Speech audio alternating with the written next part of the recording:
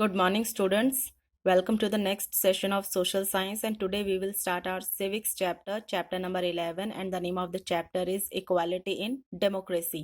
हमने क्लास 6 में डेमोक्रेसी के बारे में पढ़ा था. What is the meaning of democracy? And you know very well India is a democratic country.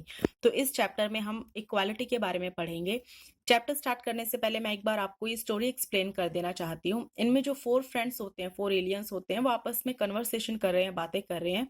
वो ये कहते हैं कि जो हमारा प्लैनेट है एस्पेरिया, यहाँ पर रहना अब हमारे लिए मुश्किल हो गया है, क्योंकि यहाँ पर जो वुमेन है उनको इक्वल राइट्स नहीं दिए गए हैं एज कंपैरिजन टू मेन.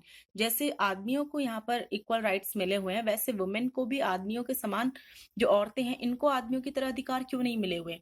जबकि हम अर्थ पर गए थे, वहां पर तो इसका बिल्कुल डिफरेंट था. अर्थ पर जो फीमेल्स थी उनको भी मेल्स के जैसे इक्वल राइट्स मिले हुए थे.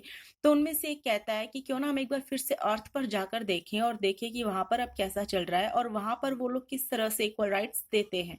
तो उनमें से एक बोलती है कि मैं तो सोच रही हूँ वहां चलें, लेकिन फिर मुझे लगता है कहीं किंग हमसे अपसेट हो गए तो. फिर वो रोबोनॉम की हेल्प लेते हैं. वो रोबोनॉम से कहते हैं कि हम एक बार अर्थ पर जाना चाहते हैं और हम वहां पर जल्दी से जाएंगे और जल्दी से वापस आ जाएंगे, किसी को पता भी नहीं चलेगा. तो रोबोनॉम कहता है कि तुम वहां क्यों जाना चाहते हो. तो वो कहते हैं कि हम लोग वहां पर जाकर ये देखना चाहते हैं कि हमारे यहाँ प्लैनेट पर एस्पेरिया पर तो इक्वल राइट्स नहीं मिल रहे हैं, लेकिन जब हम अर्थ पर गए थे वहां पर हमने देखा था वहां पर उन सबको इक्वल राइट्स मिले हुए थे. तो रोबोनॉम समझ जाता है कि ये लोग इक्वालिटी के बारे में जानना चाहते हैं. तो वो कहता है कि चलो ठीक है, हम लोग अर्थ पर चलते हैं. अब हम अपना चैप्टर स्टार्ट करेंगे, मीनिंग ऑफ इक्वालिटी. यहाँ हम इक्वालिटी के बारे में बात करेंगे. इक्वालिटी का मतलब होता है जब सबको इक्वल राइट्स मिलते हैं, कास्ट, जेंडर, कलर के बेसिस पर उनमें डिस्क्रिमिनेशन नहीं किया जाता, उस टर्म को हम इक्वालिटी कहते हैं. यहाँ पर एक छोटी सी स्टोरी दी गई है. एक फैमिली होती है, उनमें 4 लोग होते हैं, लेकिन उनमें जो बेटा होता है उसे तो इंग्लिश मीडियम स्कूल में पढ़ने के लिए भेजा जाता है, और जो बेटी होती है उसे एक ऑर्डिनरी नेबरहुड के स्कूल में पढ़ने के लिए भेज दिया जाता है. तो पर इस तरह से ऐसा क्यों किया जाता है. तब उनमें जो फादर होता है वो बोलता है कि जो हमारी बेटी है उसकी तो एक दिन शादी हो जाएगी, वो अपने ससुराल चली जाएगी, तो हम लोग उसकी पढ़ाई पर इतना पैसा खर्च करके क्यों हम लोग इतना मनी वेस्ट करें. तो ये किस चीज का एग्जाम्पल है. ये एग्जाम्पल दिया जा रहा है कि जेंडर बेसिस पर किस तरह से फैमिलीज में डिस्क्रिमिनेशन किया जाता है. अब यहाँ पर हम बात करेंगे what is the meaning of equality. Equality means the state of being equal where everyone is treated at par or in the same way and no distinction or discrimination is made on the basis of caste, religion, gender, race, etc. जो equality है इसका मतलब होता है equal होने से, कि सभी लोगों को इक्वली ट्रीट किया जाएगा. उन लोगों को कास्ट, रिलीजन, जेंडर और रेस के बेसिस पर डिस्क्रिमिनेट नहीं किया जाएगा. Everyone is equal. अब हम बात करेंगे टाइप्स ऑफ इक्वालिटी. जो इक्वालिटी है वो हमारे कॉन्स्टिट्यूशन में कितने टाइप्स में डिवाइड की गई है. जो इक्वालिटी है, it is primarily be categorized into 3 categories: political, social and economic equality. यहाँ हम सबसे पहले बात करेंगे political equality. Political equality means providing certain basic rights to the citizens of a country. These rights include the right to vote, the right to contest elections, right to freedom of expression, freedom of movement and association. जो political equality है इसका मतलब किस चीज से है. यहाँ हम बात करेंगे, आपको पता है हमने क्लास 6 में एक एक्टिविटी की थी, हाउ टू वोट एक्टिविटी. उस एक्टिविटी में आपकी क्लास के सभी स्टूडेंट्स ने इक्वली पार्टिसिपेट किया था और सभी स्टूडेंट्स को वोटिंग करने की परमिशन दी गई थी.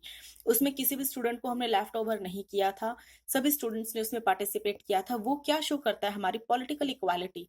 पॉलिटिकल इक्वालिटी का मतलब है कि जितने भी हमारे देश के सिटीजन्स हैं, नागरिक हैं, उन सबको इक्वल राइट्स दिए जाते हैं. और पॉलिटिकल राइट्स में इंक्लूड होते हैं राइट टू वोट, यानी कि वोट देने का अधिकार है. उनको इलेक्शंस मतलब चुनाव लड़ने का भी अधिकार है. अपने एक्सप्रेशंस को एक्सप्रेस करने का भी उनको हक है.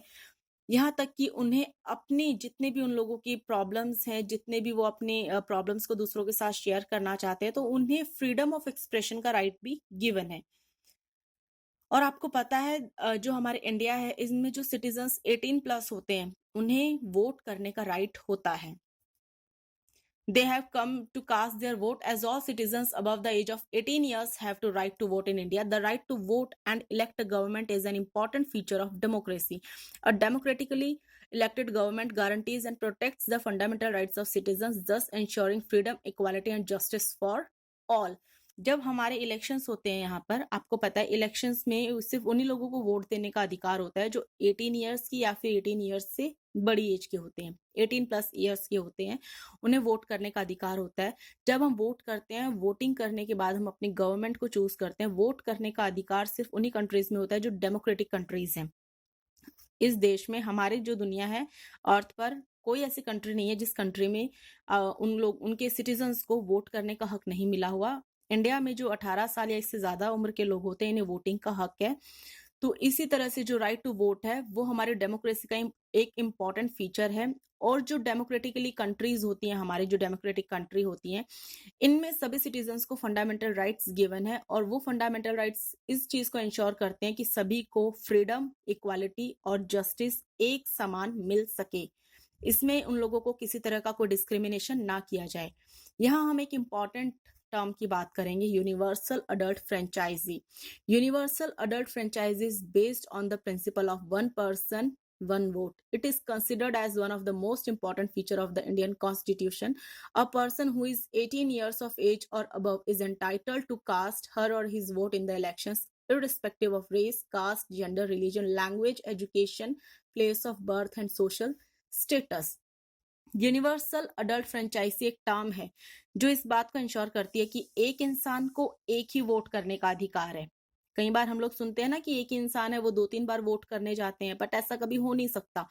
जो यूनिवर्सल अडल्ट फ्रेंचाइजी हमारी पॉलिसी है, ये इस बात को इंश्योर करती है कि एक इंसान का एक ही वोट होता है और जो भी 18 ईयर्स या उससे अबव एज के हैं वो अपना वोट कर सकते हैं। उन पर caste, gender, religion, language, education या प्लेस ऑफ बर्थ के बेसिस पर हम डिस्क्रिमिनेट नहीं कर सकते।